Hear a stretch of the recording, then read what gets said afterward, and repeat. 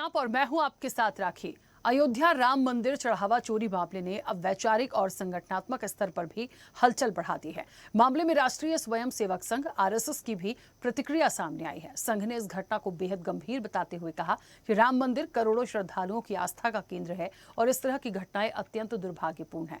संघ के सरकार्यवाह दत्तात्रेय होसबोले ने एक आधिकारिक बयान और वीडियो संदेश के जरिए इस पूरे मामले पर गहरा दुख और नाराजगी व्यक्त की है। दत्तात्रेय होसबोले ने कहा कि पीढ़ियों के संघर्ष और करोड़ों राम भक्तों के समर्पण से बने इस भव्य मंदिर में ऐसी चोरी होना बेहद दुर्भाग्यपूर्ण है। उन्होंने दान पात्रों से हुई चोरी को घोर निंदनीय और महापाप करार दिया है, जिससे संपूर्ण हिंदू समाज आहत है। संघ का मानना है कि करोड़ों श्रद्धालुओं की आस्था से जुड़े संस्थान में किसी भी प्रकार की अनियमितता पर पारदर्शी और निष्पक्ष कार्रवाई होनी चाहिए। साथ ही दोषी चाहे किसी भी स्तर का हो, उसके खिलाफ कानून के अनुसार कार्रवाई होनी चाहिए। अब मामले में संघ का बयान सामने आने के बाद संत समाज और राजनीतिक प्रतिक्रिया भी सामने आई है। उधर मामले की जांच जारी है और जांच एजेंसियां विभिन्न पहलुओं की पड़ताल कर रही हैं। इस बीच विपक्ष भी ट्रस्ट की कार्यप्रणाली और जवाबदेही को लेकर सवाल उठा रहा है, जबकि ट्रस्ट की ओर से जांच में पूरा सहयोग करने की बात कही गई है। देखिए, एक बात तो तय है, जब से राम मंदिर चढ़ावा चोरी की घटना आई, प्रतिक्रियाओं का दौर तो रहा, राजनीतिक रूप से सियासत भी खूब हुई है, लेकिन एक बात तो है,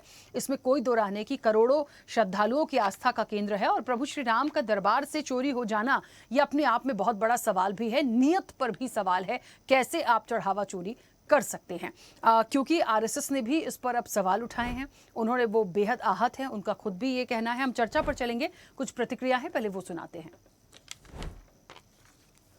श्री रामलला मंदिर में रखे हुए दान पात्रों में जमा राशि की चोरी की दुर्भाग्यपूर्ण घटना से समूचे समाज और राम भक्तों को भावना एवं श्रद्धा को आघात पहुंचा है तथा इस घटना से हम सभी आहत हैं। राष्ट्रीय स्वयंसेवक संघ सहित संपूर्ण हिंदू समाज की न्यास से स्वाभाविक ही अपेक्षा है कि इस घोर निंदनीय घटना को असाधारण मानकर गंभीरता से व्यवस्था एवं संचालन की सभी कमियों को दूर करने हेतु परिणामकारक कदम उठाए ताकि अयोध्या मंदिर पर करोड़ों राम भक्तों की आस्था व श्रद्धा अखंड एवं अटूट बनी रहे। जो दत्तात्रेय होसबोले जी ने जो कहा है वह 100% सही कहा है कि राम जन्मभूमि का यह घटना संपूर्ण हिंदू जनमानस करोड़ों आस्थावान लोगों के आस्था आज मर्माहत हुआ है। उसकी जो है श्रद्धा, उसका विश्वास छला गया है। ये दुर्भाग्यपूर्ण है, इसकी जितनी भी निंदा की जाए उतना कम है। लेकिन इसी में ऐसे तत्व जो राम विरोधी थे, जो देश विरोधी थे, जो राष्ट्र विरोधी थे, ऐसे लोगों की सक्रियता दुर्भाग्यपूर्ण है, उसकी भी मैं निंदा करता हूँ। ये जो मामला है वो सिर्फ एक स्टेटमेंट देने से ख़त्म नहीं होगा। मैंने कहा कि यह ऑर्गेनाइज क्राइम है। अगर 5 से ज़्यादा लोग किसी अपराध में शामिल होते हैं तो वो डकैती का मामला बनता है और पूरे राम मंदिर ट्रस्ट ने मिलकर ये डकैती अयोध्या के राम मंदिर में की है। ये उनका कर्तव्य है कि रक्षा करना, अयोध्या की राम मंदिर की, उनकी चढ़ावे की, दान पेटी की रक्षा करना उनका काम था। तो ये वो भी इतने गुनहगार है। अयोध्या चोरी से संघ आहत है और आस्था को बचाने की कवायद है। बिल्कुल सवाल उनका भी सही है और हर उस व्यक्ति का जो इस चढ़ावा चोरी पर आपत्ति दर्ज करा रहा है, ये बिल्कुल सही बात है, क्योंकि यहाँ से जितनी चीज़ें निकल कर आई हैं, पूरे देश में, दुनिया में ये मैसेज गया है कि आखिरकार यहाँ से चोरी हो जाना और चढ़ावा जो चढ़ता है उनके दरबार में, उसको चुरा लेना, तो ये नियत पर भी बहुत बड़ा सवाल है, जैसा कि मैंने पहले भी कहा था। तमाम मेहमान जुड़े हैं, सीधे चर्चा पर चलेंगे। सबसे पहले आपका परिचय करा दें। संघ विचारक हैं दिनेश उपाध्याय। दिनेश जी, बहुत स्वागत चर्चा में जुड़ने के लिए। भारतीय जनता पार्टी का पक्ष रखेंगे केसी जैन। केसी जैन जी, आपका भी बहुत स्वागत है। और कांग्रेस से हमारे साथ अमित सिंह जुड़े हैं। अमित जी, आपका भी बहुत स्वागत है। चर्चा की शुरुआत में सबसे पहले दिनेश जी आपसे ही करूंगी। मुझे सुन पा रहे हैं?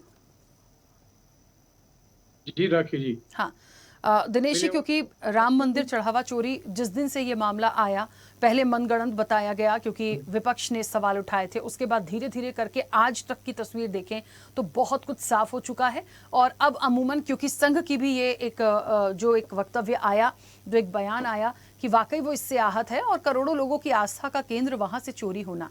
मुझे ऐसा लगता है दिनेश जी, क्योंकि आप लोगों ने भी सवाल इस पर उठा ही दिया है, यानी सब कुछ समझ में आता है कि चीजें कैसे हुई, किस तरीके से हुई।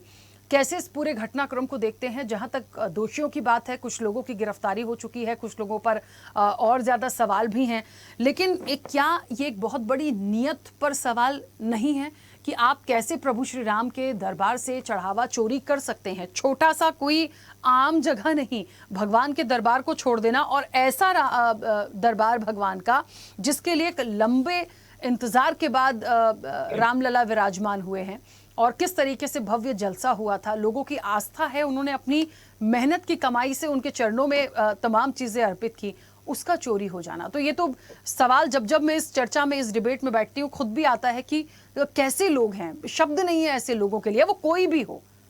राखी जी, काफी मेहनत करने के बाद, राष्ट्र के सभी लोगों के सहयोग के बाद राम मंदिर का निर्माण भारत की पवित्र भूमि के अंदर अयोध्या में हुआ है। आस्था का सवाल था, बड़े लंबे समय से यह मुद्दा लंबित था, लेकिन ये जो घटना घटी है निंदनीय है। जितनी घोर निंदा कर सकते हो उतने ही शब्द कम पड़ेंगे। जिन जिन लोगों ने कुकृत्य किया है वो कठोर दंड के भागी हैं, दंड मिलना ही चाहिए, निष्पक्ष जांच होनी चाहिए। कोई भी व्यक्ति हो, कितना भी बड़ा हो, कितना भी छोटा हो, किसी भी पद के ऊपर हो, उसको इतना कठोर दंड मिले, इतना कठोर दंड मिले ताकि भविष्य में इस तरह की घटना की पुनरावृत्ति ना हो।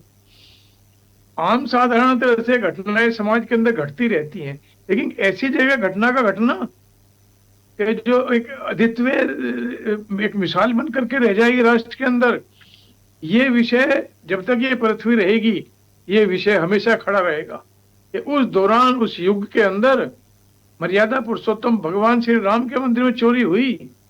ये विषय अगर जांच में लोग जेल भी चले गए, दंड भी मिला, तो भी ये सब्जेक्ट मरने वाला नहीं है। ये सब्जेक्ट रहेगा, युगों युगों तक लोग इसकी चर्चा करते रहेंगे कि कुछ ऐसे दानव प्रवृत्ति के लोग थे कि जिन्होंने वहां चोरी की है। और चोरी किस लिए की? अपने शरीर के लिए उस साधन को उपयोग करना। वो जो चोरी हुई इससे खाना पीना, मकान, गाड़ी, कोठी का यही खरीदेंगे और क्या करेंगे? सांस नहीं खरीद पाएंगे ये लोग, जीवन नहीं खरीद पाएंगे ये लोग। इसलिए पूरा राष्ट्र इस बात को महसूस करता है, हम लोग भी महसूस करते हैं, इन लोगों ने जो कुकृत्य किया है उनको दंड मिलना चाहिए और इसकी जांच थमनी नहीं चाहिए। हो सकता है इसमें और ज्यादा कुछ लोग निकल करके आए।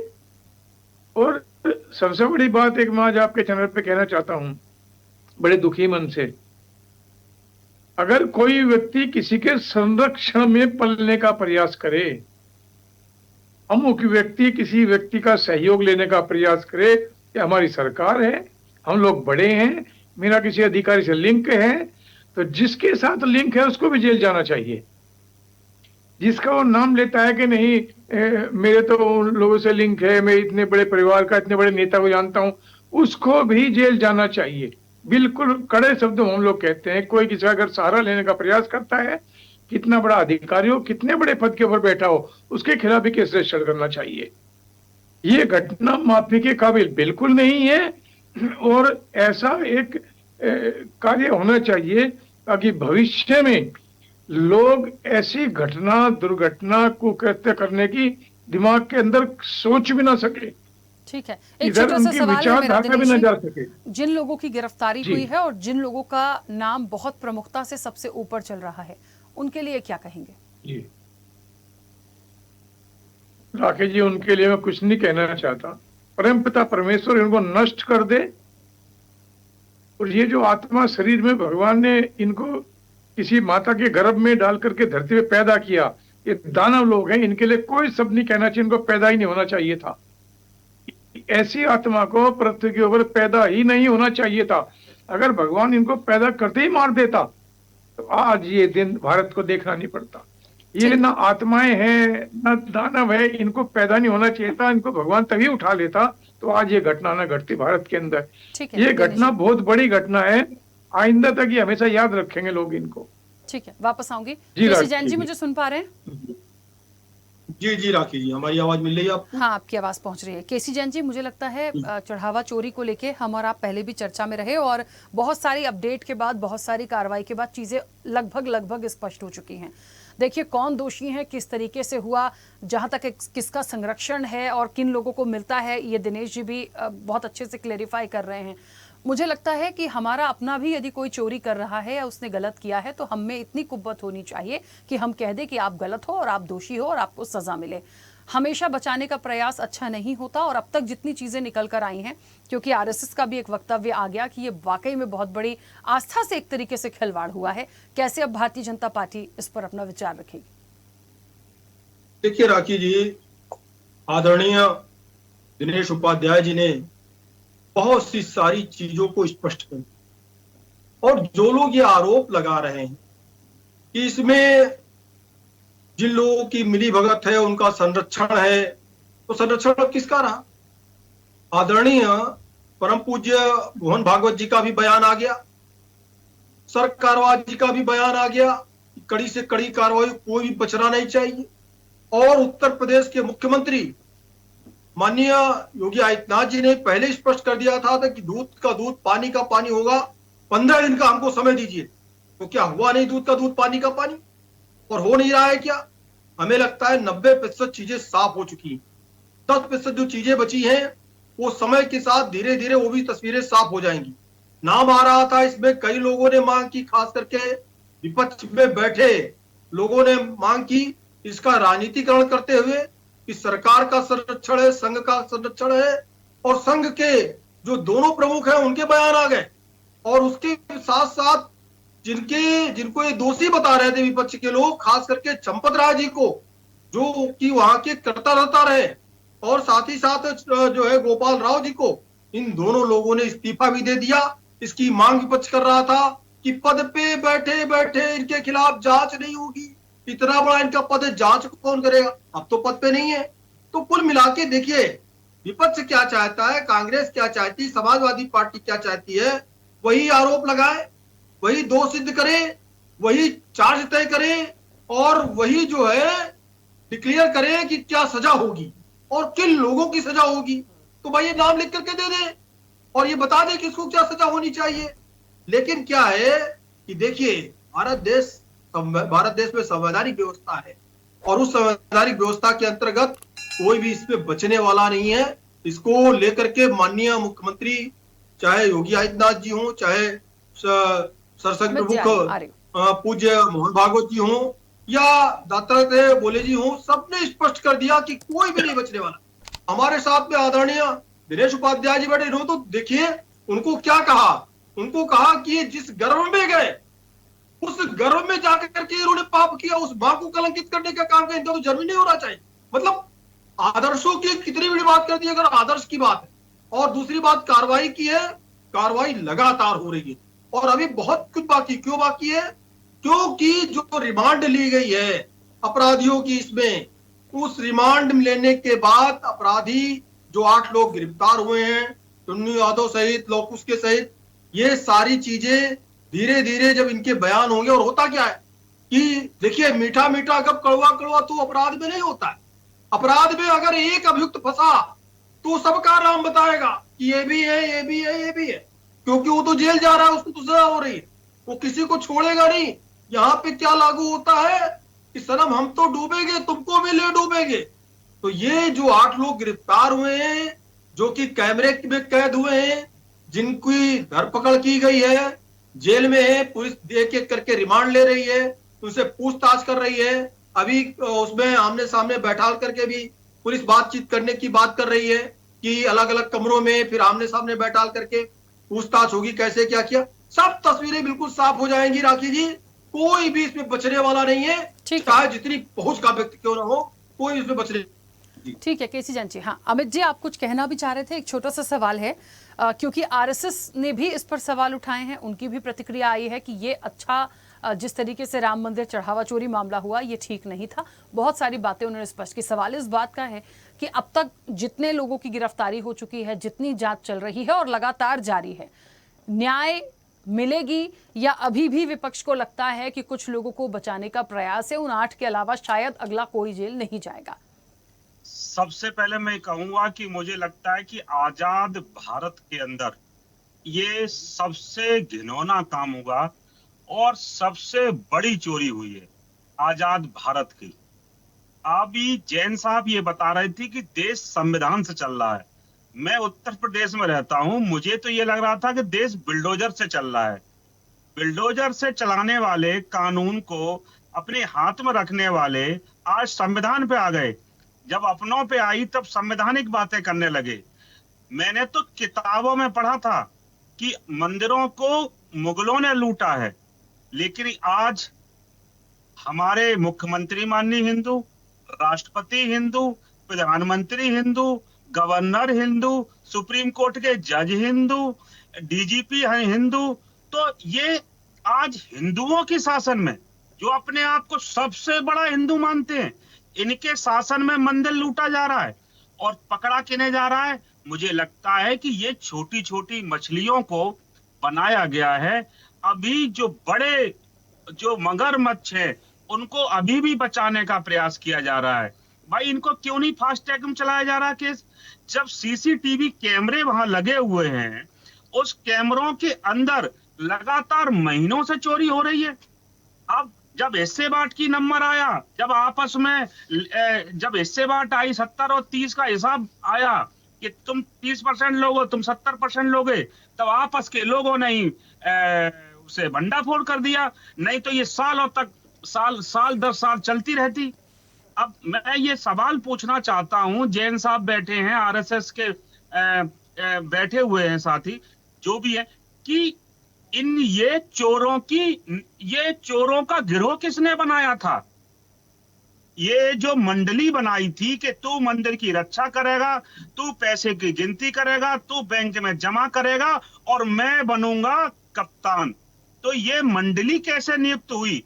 क्या मंडली नियुक्त होने से पहले इनका ट्रैक रिकॉर्ड चेक किया गया? नहीं किया गया।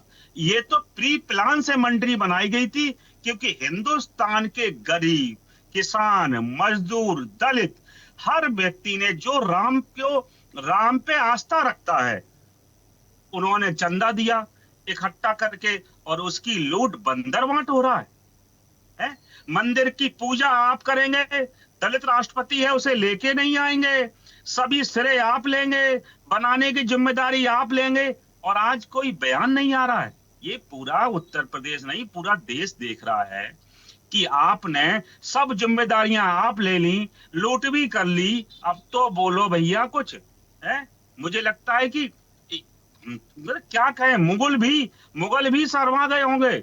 आज मुगलों ने भी शर्म आ रही होगी इन मंडली पे, कि ये जो मंडली बनी है, जो लूट की मंडली है, ये नियुक्त कैसे हुई, किसके नेतृत्व में हुई, इनका कौन सा टेस्ट हुआ है? उसमें, उस मंडली में क्या कोई दलित समाज का आदमी है? नहीं है, क्योंकि मंदिर का मैटर है, दलित तो हो ही नहीं सकता। उस जो 8-10 कमेटी के लोग हैं, उसमें एक भी दलित समाज का व्यक्ति नहीं है। क्या है? चंपत राय शपथ लगा गए, अब उन्हें बचाया जा रहा है, और उनको प्रमाण पत्र दे रहे हैं आरएसएस के लोग, विश्व हिंदी परिषद के लोग, बीजेपी के लोग। आप लोगों ने एकदम क्लीन चिट दे दी। भैया किस आधार पे आपने क्लीन चिट दे दी? आप कौन हैं? कानून से ऊपर है, संविधान की बात कर रहे हैं आप। बुलडोजर, अगर विपक्ष के हमारे प्रदेश अध्यक्ष अजय राय जी जाके वहां अगर तांडव नहीं करते, तो मुझे लगता है और अभी बिल्कुल शांत हो गया होता मैटर। वो तो हमारे माननीय प्रदेश अध्यक्ष ने जाके वहां कई बार प्रयास किया, अभी बीच में जा रहे थे नजरबंद कर दिया, क्योंकि भाई मंदिर तो आपने बनाया है ना, वहां अडानी और अंबानी के लिए बनाया है, वहां 5 स्टार होटल बना दिए। लोगों ने ये सोचा था मंदिर बनेगा तो छोटे छोटे होटल, ढाबा, रेस्टोरेंट बनेंगे, गरीबों के भी बनेंगे, वहां कुछ होगा, लेकिन वो टोटल उसे कारपोरेट की स्थिति कर दी। वहां 5 स्टार होटल बना दिए, ऐश और आराम होगा, वहां पे बोटिंग चला दी, बोटिंग में रात में विश्राम होगा। वहां क्या काम नहीं हो रहे? भगवान प्रभु श्री राम की आज आत्मा रो रही होगी कि इतना कष्ट तो रावण ने भी नहीं दिया जितना आपने दे दिया। ठीक है अमित जी, आप कहते हैं कि आपने क्या किया? इतना रावण भी आज दुखी हो रहा होगा कि इतना कष्ट हमने भी नहीं दिया, वो भी सम्मान करता था। आप लोग तो मतलब क्या कहें, मुझे लगता है अब संविधान की बात कर रहे हैं, अभी तक किसी घर पे बुलडोजर नहीं चला, फास्टैग की बात नहीं हुई, चंपत राय गिरफ्तार नहीं हुए, क्योंकि विश्व हिंदी परिषद और आरएसएस ने उन्हें क्लीन चिट दे दी। भाई ये तो संविधान से ऊपर है ना। ये आरएसएस के लोग ये तो संविधान मानते ही नहीं है, कभी माना ही नहीं। तिरंगा, इन्होंने कभी तिरंगा का सम्मान नहीं किया, संविधान का क्या करेंगे? तो ये पूरा देश जानता है कि आप लोगों ने मंडली बनाई, आप लोगों ने लूट करी, और जब हिस्से बांट की आपस में लड़ाई, जब चोर चोरी करता है ना, तो कहता मैंने जाना की तो मैं जाना लूंगा, तूने जाना की तू जाना लेगा। तो जब बंदर बांट के चक्कर में लड़ाई हुई, और आज तब ये भंडाफोड़ हो रहा है, और अभी भी बड़ी मछलियों को बचाया जा रहा है। ठीक है, और एक बताना चाह रहा हूं, आप राम मंदिर के नाम से आए थे और राम मंदिर के नाम से ही जाएंगे। ठीक है, शुरुआत हुई है, लोकसभा आपको हराया है, आपने सबक नहीं लिया। प्रभु श्री राम मंदिर बनने के बाद आपसे नाराज हुए, आप समझ नहीं पाए, क्योंकि आपने राष्ट्रपति, मतलब अगर दलित राष्ट्रपति नहीं होती तो आप बुलाते। ठीक है अमित जी, चलिए समय की सीमा है। ठीक है, हाँ। ठीक है, समय की सीमा है। समय की सीमा तो खत्म हो गई। हाँ केसी जैन जी प्लीज जल्दी से, क्या कहना चाह रहे हैं, बोलिए जल्दी से। देखिए राकेश जी, वही बात आ गई लौट पोट करके, कांग्रेस को चुनाव की बड़ी चिंता, इनको आप इनका देखिए, ये आरक्षण पे आ गए। बात किस पे हो रही थी?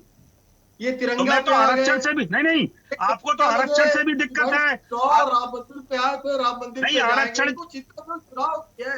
नहीं, आरक्षण से आपको बहुत आपने नहीं जैन साहब, आरक्षण से तो आपको दिक्कत है। आपने तो लोकसभा चुनाव से पहले कहा था 400 पार हो जाएंगे तुम, हम आरक्षण खत्म कर देंगे, हम संविधान खत्म कर देंगे। आप आरक्षण विरोधी तो है ही, आप दलित विरोधी हैं। ये जो मंडली बनाई थी, ये चोरों की मंडली किसने बनाई थी?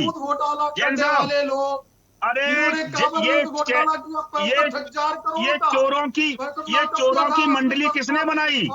जैन साहब, ये चोरों की मंडली किसने बनाई? कहना चाहती हूँ अमित जी और केसी जैन जी, चोरों का सरदार कौन है? अमित जी और केसी जैन जी, मैं बस एक बात कहना चाहती हूँ, आरएसएस क्योंकि आहत है, उनके वक्तव्य स्पष्ट रूप से आए हैं, चाहे कोई भी हो, किसी के संरक्षण वाला हो, उसे सजा मिलनी चाहिए। हम इतना जरूर देखेंगे। मिलेगी, बचा लिया, जिसे जो मेन चोर था वो बचा लिया। मुझे लग रहा है और चीजें आएंगी, बहुत लोगों की बात है। ठीक है, झगड़िए मत, समय हो गया। आप सभी का बहुत शुक्रिया इस चर्चा में जुड़ने के लिए। देखिए विपक्ष को ये लगता है कि जिस तरीके से चंपत राय को बचाने की पूरी कोशिश है और बचा लिया गया है, अभी एसआईटी की जांच जारी है, चलने दीजिए, चीजें और निकल कर आएंगी। आरएसएस का जहां तक हस्तक्षेप हुआ है और इस मामले में कि उन्हें लगता है कि वाकई में इस तरीके की घटना निंदनीय है, नहीं होना चाहिए था, और वैसे भी चढ़ावा चोरी ने पूरे देश में नाम कर दिया है कि आपने कहां किस तरीके से किस दरबार से चोरी की है। तो यहां से तो जो लोग जिनका भी नाम आया है, जिनसे भी संरक्षण के तौर पर नाम आया है, जिनसे भी मिलीभगत को लेकर नाम आया है, तो उन्हें तो देखिए बख्शा नहीं जाएगा, और ना ही वो अपनी छवि को दोबारा बना पाएंगे, क्योंकि ये छोटी सी घटना नहीं थी। चर्चा में इतना ही, बने रहिए स्वदेश न्यूज के साथ। सबसे पहले देश।